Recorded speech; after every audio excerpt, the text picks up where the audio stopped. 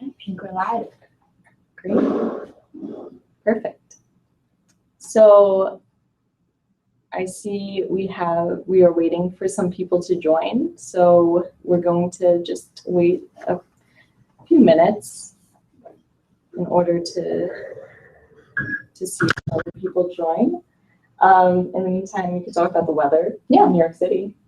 It's raining. It's really raining. Although it's very nice temperature-wise. I just had a jacket on, so that's always a nice thing. Yeah. It doesn't feel like winter just yet. It really doesn't. Yeah. I heard it's one of the warmest, like, it's been pretty warm. Months or something. It's been pretty warm. I mean, I like the fall and winter weather, so I'm not a big critic of it. Yeah. I will say, when I was in Barcelona, it was a lot warmer. I'm sure it was. Yeah. So I'm sure it definitely felt chillier, except for today, obviously. Yeah. Yeah. And I was just in Puerto Rico visiting. Oh. Yeah. It was really nice. That's nice. I really want to go to Cuba next year, 2016. Oh, nice. Yeah. Hopefully, fingers crossed. Yeah. We'll see. So what are like in Cuba? I mean, I'm sure it's the same as Puerto Rico. Okay. Yeah. Right. You know, they just their neighbors. Since they just opened it up, I wanna. Yeah. Yeah. It's like stopped in time, from what I've heard. Yeah. I mean, not people, obviously. They're all educated because of the regime that was there, but infrastructure-wise and all of that. Yeah. So that should be interesting. It should be great. Yeah.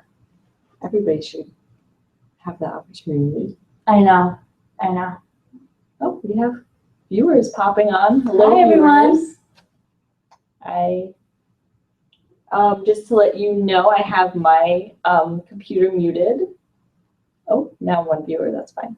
I have my computer muted, and if you would like to mute your computer so that it doesn't get overwhelming with voices, there is a way to do it on the Google Hangout. You can click, there should be, if you move your mouse to the Google Hangout, there should be a microphone, and if you click the microphone, then it will mute your mic so others won't hear your voice, and you can just focus in on us. Oh, we are getting viewers. Yeah. So we'll get started in about a minute. We're just waiting for a few other viewers to log on. I hope everybody's having a good night or afternoon, depending on where you are in the world. We were just talking about the weather, always interesting. New York is rainy and in the 60s. Which is nice. Yeah. That's what we were talking about. We ultimately decided, given that it's mid-November, we're happy to have the warmer weather. Yeah. Yeah. Great. Yeah. We're excited to talk to everyone. Yes. I will say, it's a little strange looking at the camera and not the screen, so forgive me if I'm looking up and not at you guys. Yep. We are definitely excited to be in such a high-tech space. So, but do forgive us if our eyes are going, they're not focused right on you. We want to be focused right on you. But yeah. Okay. Would you like to get started? Yeah, I mean, we just added another viewer. Great. 35.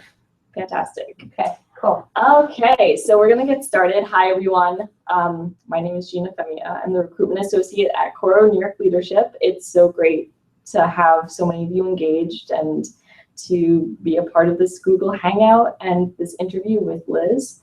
And it's been such a joy to get to know so many of you during the application process. If you don't yet know me, please fill out an interest form and you will definitely get an email from me, and we can always talk on the phone if you have specific questions or if you want to know more about the fellowship or to speak one-on-one with an alum. I can also make that happen for you as well.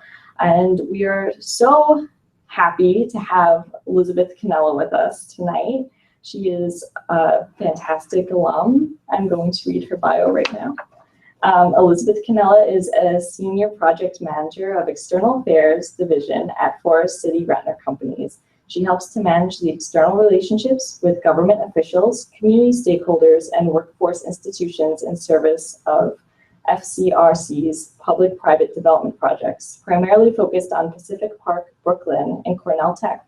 She's a graduate of Coro Fellow Program in Public Affairs 2012-2013. So thank you, Liz, for being here. Great. Happy to be here. Fantastic.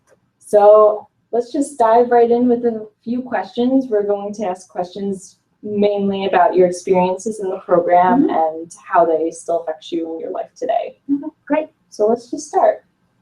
So I want to know, I know you're a native New Yorker, I'm also a native New Yorker, and New York is really dear to my heart, part of why I work at Coro. Yeah. So as a native New Yorker, how did you experience the New York Fellowship? Yeah, I mean, I will say I went to college in North Carolina and grad school in Indiana. So I had been away from home, from New York, for about 6 years. And there's a number of different reasons why I didn't continue grad school. I got my master's, I was going to get my PhD, but I decided against that. And when I decided against that, I really wanted to get a sort of a real world experience in what I was interested in at the time. So housing policy, urban planning, urban development, how it affects people from different classes, and especially people who are the working poor or people who are living underneath the poverty line. Right? So I had this fascination around cities because I grew up in a city, I grew up in a housing project development. So physical infrastructure was always interesting to me. And I feel like the best place to learn is in one of the biggest cities of the world, and that's New York. And I missed home. I mean, I think a lot of the reason why I was looking for programs that brought me back was because I wanted to tackle those issues in a place that felt really familiar to me, so that I can bring an academic and lived experience view at all of these policies that I was interested in.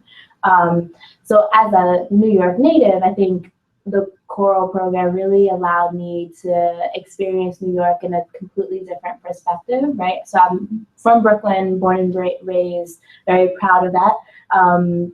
But I also didn't know the New York City political landscape, or how a bill was passed, or what different organizations were doing homeless prevention, or were entering into the corporate world, or pretty much I didn't know the inner workings of the city that I loved and cared so much about, at least enough. I didn't know it enough to enact any real change, and I think Coro allowed me that opportunity to experience New York in a more profound and nuanced way than I had ever really experienced it. It's fantastic. Thank you for sharing that. Of course. So one of the questions that I think you began to touch on in your answer that we get a lot is about the cohort, and what exactly, who composes the cohort? Yeah. Who are those perspectives? So with your perspective as a native New Yorker, what was it like to have other perspectives from people who weren't from New York in the cohort? Because we do accept people on a national level. Yep. Because New York is composed of voices from all over the country, of course, just organically. So how was that perspective for you? I mean, I think every cohort is different, and everyone brings different perspectives. I happen to be the oldest one in my cohort too, and there were a number of different things that really led to a very dynamic conversation that lasted 9 months.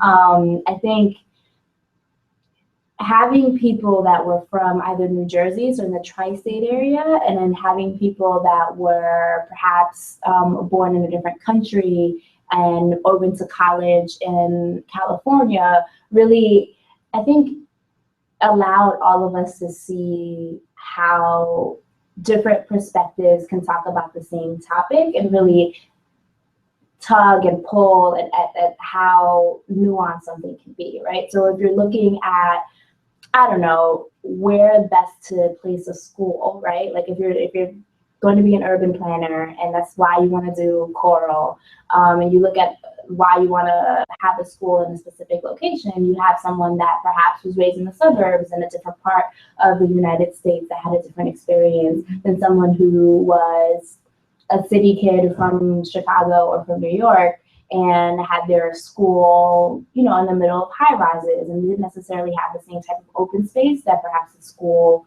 that was in the suburbs or had more acreage it had. So I think that's just an example. I think there's a number of different real benefits to having people that are from different locations, that either studied in different locations or from different native backgrounds, that spoke different languages, had different class backgrounds. I mean, it really is a true testament to what a real diverse conversation can look like. And you're challenged to sort of think about your own perspective and also put yourself in other people's shoes.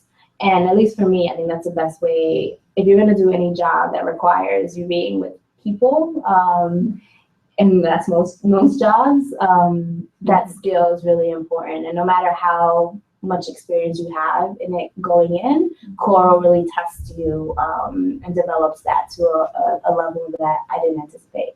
That's great. And how would you say, where did you begin as a cohort versus where did you end after the 9 months having those conversations? I think Coro throws you right in, right? So you are put in a situation where you're going to be extremely challenged, where you're going to be learning about topics that you think you know about and you learn you don't know that much about, or topics that you had never heard about before. And that is hard in and of itself, just as one person, right? So you have your individual experience, and then you're also experiencing it as a cohort together, right? So everyone's individual experiences are merging into one, right? So you have this sort of, you begin to develop a sort of persona. And I think initially we were all really interested in a lot of things. We weren't as great in asking questions and really taking opportunities where we saw them.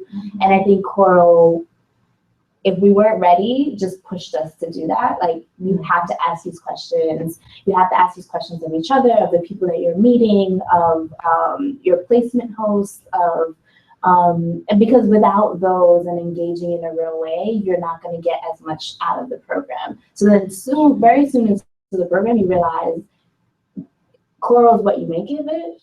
And so I think we started off really hesitant and then ended off probably still hesitant in some ways, but really willing to dive deep in the way Coro was pushing us to do it and take jobs that are really challenging that we had never thought of thinking about beforehand.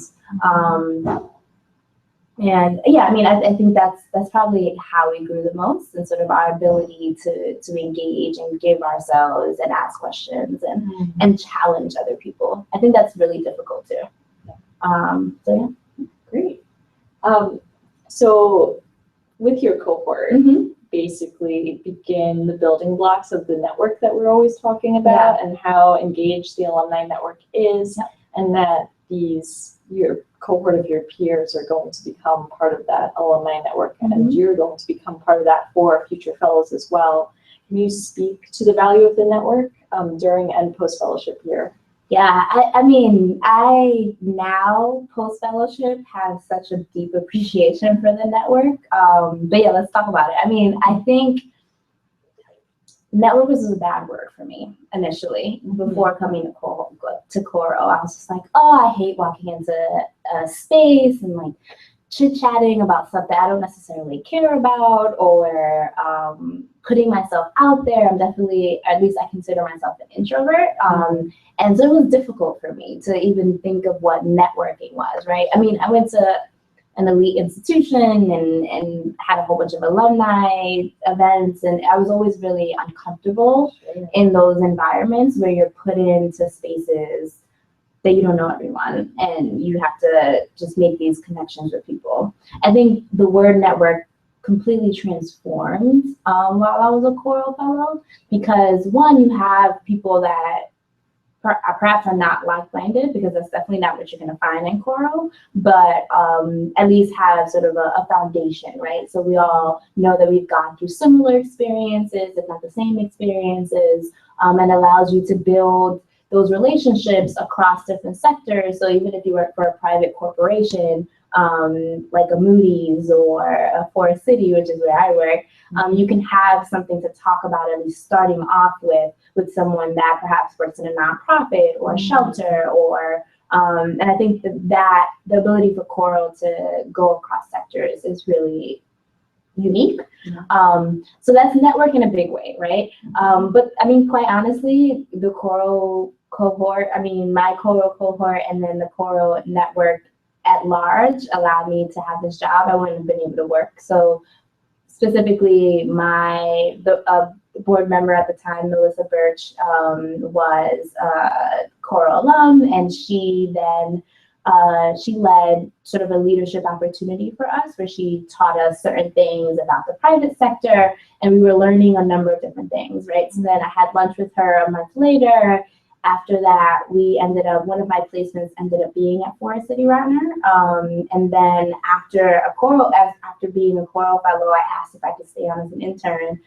I turned into a full-time position, which then turned into a promotion. I mean, that is the Coro network at work, because I would have never told you I was going to work for a developer in external affairs before being a fellow. I probably wouldn't. I mean, I knew what developers were. Obviously, I was interested in housing policy, but I don't think I would have thought that would have been a good match for me. But it definitely is now. I mean, it's one of the best jobs I could have ever asked for. That's one example. I mean, there's so many examples. In my cohort, Eric, one of my cohort members, he worked at small business services in the city after being a Coro fellow. And then I, at Forest City, was doing this huge workforce building at a factory that we own, as we were hiring hundreds of people and processing them and really trying to create local jobs in Brooklyn. And I mean, that's something that we think is extremely important. And Eric and I were talking because we were just hanging out, because we were both Coro fellows, and we developed a friendship there, and we started talking about the job. What I was doing was temporary. I had to go back to external affairs, and pretty much said, would you be interested in this? You'd be able to work with unions, you'd be able to work with a developer, you'd be able to work with a whole bunch of nonprofit organizations and workforce institutions.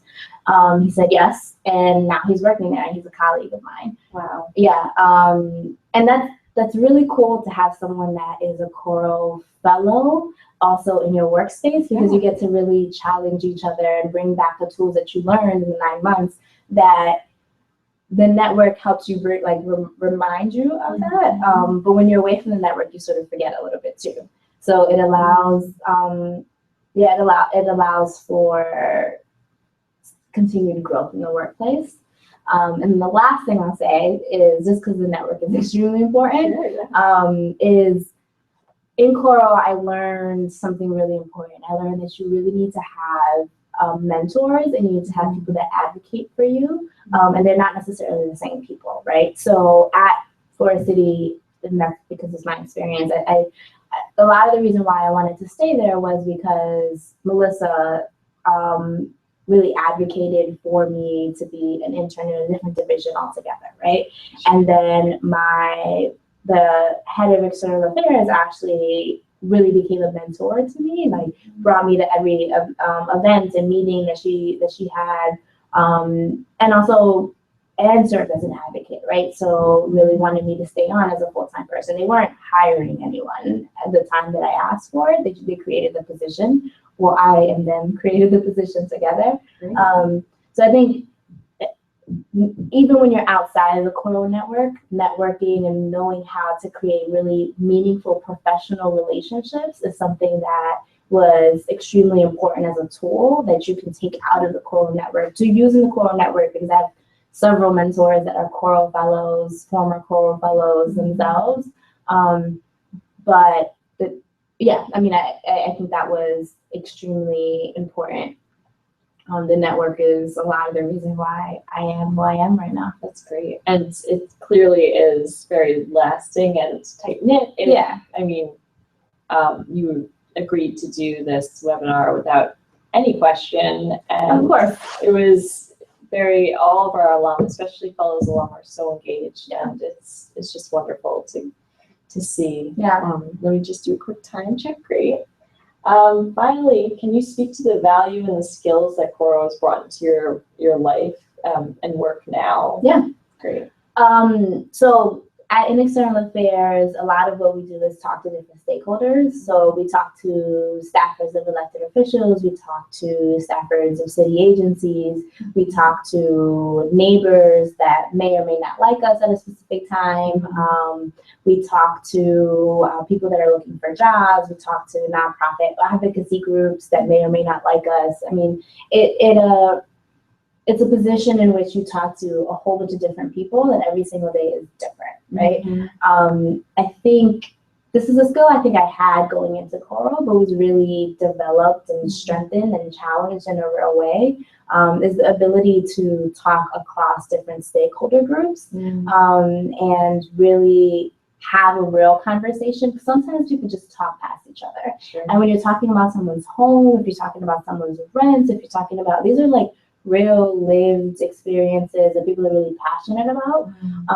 And Coro really pushed me to live that every single day, right? So the cohort that has a whole bunch of different perspectives, we still have to get a number of different things done, right? We still have to produce one document. We still have to have this one experience. We still have to be able to think through different policy issues and think through how to make change in our city, right? So the ability to talk across different sectors and different stakeholders and just different people in a way that people can feel as heard, but also making sure that my voice is incorporated into the conversation. That skill is not a skill a lot of people have. And I think Coro, at the bare bones, that's what it's all about, right? Like, how do you work across different sectors to get one thing accomplished? And in a very complicated city like New York, that's extremely difficult. There's so many hands in the pot, but everyone has a valid point and opinion and perspective, and you learn how to balance being a democracy and making sure that all voices are heard, and also making decisions. Like, we can't talk about it forever. So that, I think, is a really important skill that Coro taught me that I use every day. That's awesome. Yeah. And just out of curiosity, aside from Forest City Ratner, what was your favorite placement? My favorite placement, it was Domestic Workers United. So Domestic Workers United, I mean, I liked a lot of my placements, but they are an organization that organizes domestic workers, so elder caregivers and nannies and a number of different people that aren't unionized that work in the households. And I was able to tap my mom, like, I'm a children of immigrants. I think I was able to tap into a female immigrant community that doesn't necessarily have a voice. I mean, they do have a voice, but maybe in certain sectors aren't listened to in a real way. So you might not have, like, they used to not, like, you might not be able to pay them. They're not always protected by laws, right? So you could pay them less than minimum wage and a whole bunch of different things. I think working for an organization like that was amazing. I was able to, so what I did for them, I did like social media planning, but also just communication internally. So how do people that have the same occupation but are from different countries, speak different languages, are from different sides of the city, work for different employers, talk with one another, and try to really organize and make sure that people that are in that profession are protected, have health care, are being paid fairly, aren't being mistreated. So it allowed me, I was in the union world, but they literally, like, it wasn't an actual union, not yet anyway. And it allowed me to tap into something that I don't think I knew much about, but also really affected me in a different personal way.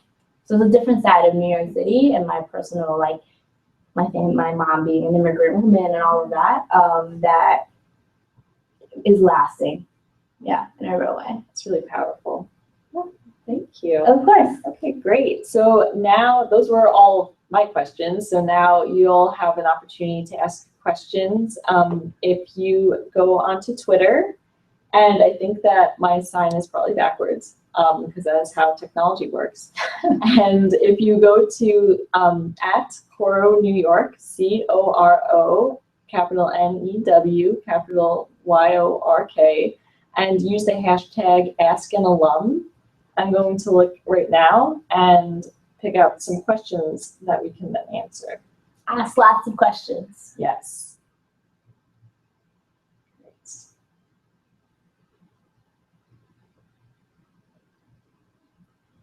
Great. So I see there's a question from at Harry the Houdini, who would like to Great know, handle. who would like to know the Coro Fellowship has finances attached to it. Mhm. How did you make that work during your year? Yeah, good question. I think it's an extremely important question, and one that we've been focused on for a while.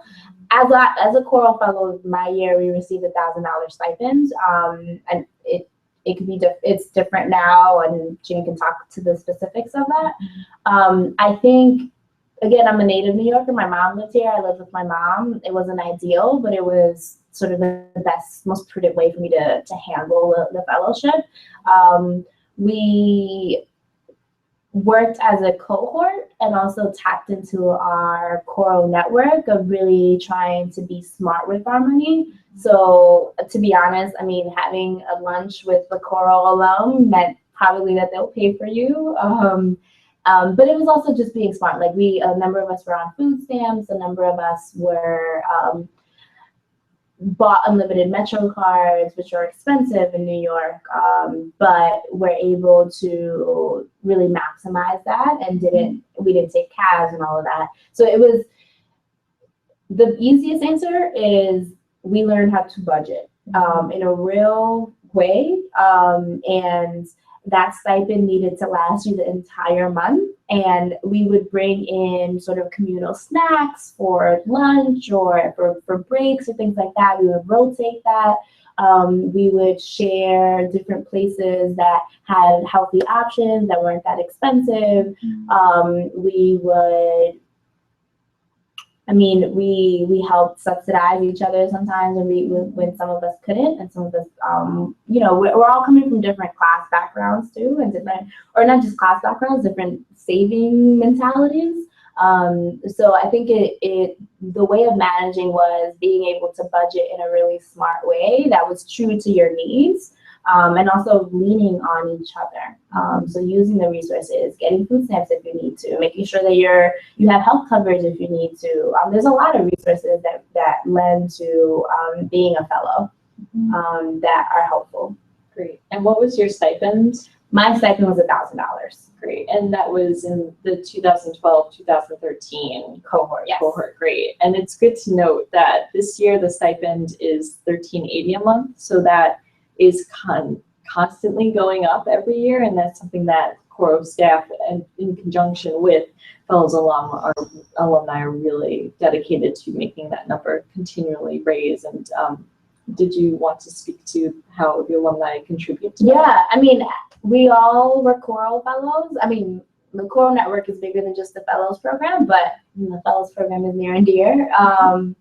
And so we know the struggle to make a small, like a stipend. Very thankful to make a stipend work because some fellowships don't have them. But so we've really rallied together to, even young alumni that are just now getting our sea legs professionally, to give as much money as we can and fundraise as much money as we can, and take fellows out to lunch and make sure that they feel supported and or are able to ask questions like, where do I get my hair done? And where do I get lunch when I'm at this specific placement, because it's in the middle of like 59th in the city and it's so expensive there. So we're very invested to making sure that it's an enjoyable experience, because the money piece of it shouldn't detract from how valuable Coro is. Mm-hmm.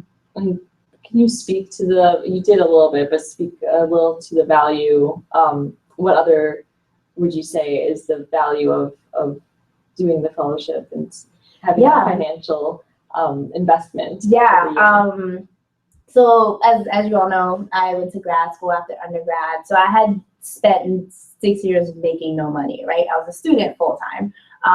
And the value I went to grad school and I'm very happy I got my master's, but I think the Coro Fellows program in 9 months did for me what grad school could never have done, and give me real life experience in different sectors, a bit of a crash course in everything you want to know, and allowed you to also have like an academic spin to that, right? So really taking the time out and the day out to speak with your cohort and really debrief what it is that you've learned that week.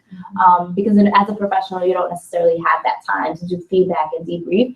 That's a big part of Coro. And so the value of Coro was, at least for me, I've gotten so much more out of my Coro experience than my grad school experience. And it's something, it's 9 months and it's a whirlwind of 9 months, but it's a short time frame. And I'm making money now, and I definitely want to continue to support Coro, whether it's through time and talking to you guys or monetarily. I think it's important to give back. So it's far more valuable than like the stipend that you get. $1,300 is great. I'm happy that it's continuing to grow. It's not, you're not making what you would be making as a full-time professional, but it is for a short period of time, and it's something that really will impact you for the rest of your life. There's no other program that I know that you can get so much in 9 months that is meaningful, that you still want to give back to, and that you still want to connect into. Great. It's also good to note and to remind you that you can defer your student loans while in the program. Yeah. So that is a huge help, and that won't have to be put into your budget. But yeah, budgeting is really important. Let me see. Great. So Chantel Walker would like to know, why did you decide to stay in the New York area instead of travel to another? When I applied, I was in Indiana, and so I was slated for the St. Louis office, actually. But I wanted to be, so my master's thesis was looking at sort of housing policy and how the media impacted that, specifically in Chicago and New York. So I was specifically interested in bigger cities, right? So that's one thing. But most of the cities are big cities. So I would say it was wanting to go back home, learning a different piece of, or a different way to see New York than I had been at the time. And New York has the largest Department of Education in the country, the largest housing population, the public housing population in the country. If you can make things work here, there's a lot of lessons that can be learned and translated into other cities. And I don't necessarily know, and this might be my New York bias, if it works the other way around. Yeah. Great. Thank you. Thank you, Chantal, for asking a question. Levante Brooks would like to know, did you have anyone review your essays for your application? I don't know if I fully remember. I did. I probably had like one other, I was in grad school at the time, so a lot of us read, and I was also teaching. So a lot of my peers were fellow teachers in either English or humanities space. So I think I did have one other person read it. I read it a lot and edited it a lot, but yeah, I think I had just one person though. Great. And I think, speaking from the recruiter standpoint, I do like to communicate out that the essays are very important for the application. So we really do look at those essays because even more than the resume and your GPA, because your essays are your opportunity to tell us your story and for us to get to know you and what perspective you are bringing to the table. So I know that essays can be very anxiety-inducing, and what do I write, and what are they looking for? We're actually just looking for you to tell your story, and we're looking for your honesty and authenticity. And sometimes I think bringing that to another person for a different perspective is helpful in getting their point of view on whether or not, how clearly you are communicating your story out. And it also takes away some of that anxiety and is helpful because it kind of gives you a secondary deadline of, okay, this person has to read my material before the January 20th deadline. Yeah. So let me make sure that is getting in order and having that perspective as well. Yeah, and you just made me remember. So putting my t-shirt hat back on. I mean, you giving yourself, so one, getting a second set of eyes is really important, but also giving yourself an opportunity to look at your essay in a fresh way, so that you're not writing at the last minute, which obviously as a student you probably do often, but I mean, I did it all the time, but at least for this particular opportunity, you're really showing who you are in your narrative. So writing it one day and then reading it maybe a week later out loud and really assessing whether this is something that you think represents your want to be in Coro or yourself is I think an important double check on your own self and your work. Yeah, I would definitely agree. And part of the reason the application process is designed to be so rigorous with our 4 essays is because the program is extremely rigorous as well. So if we want you to get through the application process and make sure that, that's just the tip of the iceberg of your Coro year. Yeah. Yeah. Okay, let's see.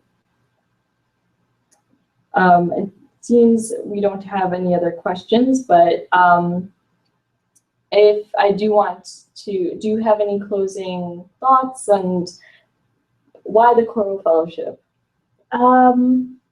Why the Coro Fellowship? I mean, hopefully you gotten bits of that in my responses, but I think if you want to really learn yourself and push yourself, and you're also extremely interested in making change and really that is meaningful, Coro is, the best way to do it. I think it allows you to have, again, like I said, like real life experiences with other people where you can debrief and learn from each other. And no one can ever take that from you guys. And tackling real world issues. Like, it's not like you're not in the laboratory at all. You're talking to real people. You're talking to heads of divisions. You're talking to heads of agencies. You're talking to leaders and change makers in their fields. And you're going to be asked for your opinion, right? So Coro is a great place to explore and push yourself and learn things you've never really learned much about. Also explore in something that you know a lot about, and speak with the people that are actually doing the work every single day. That's true. Just make sure. Great. So in closing, I just want to thank you all for joining us on this webinar, and thank Liz, of course, for joining us and telling your stories. They're so fantastic, and sharing how the Coro Fellowship still impacts your life today. If anybody hasn't heard from me, you should fill out an interest form on our website, corofellowship.org. Fill out an interest form under the Apply tab. That's also where you can find all of the application information, and I will get in touch with you with some helpful tips and emails. And I believe that this has been recorded, so this will be available for you to view anytime. So thank you again so much for joining and for your interest in the Coro Fellowship, and I hope that you have a wonderful evening wherever you are in the world. Thanks, everyone. Okay.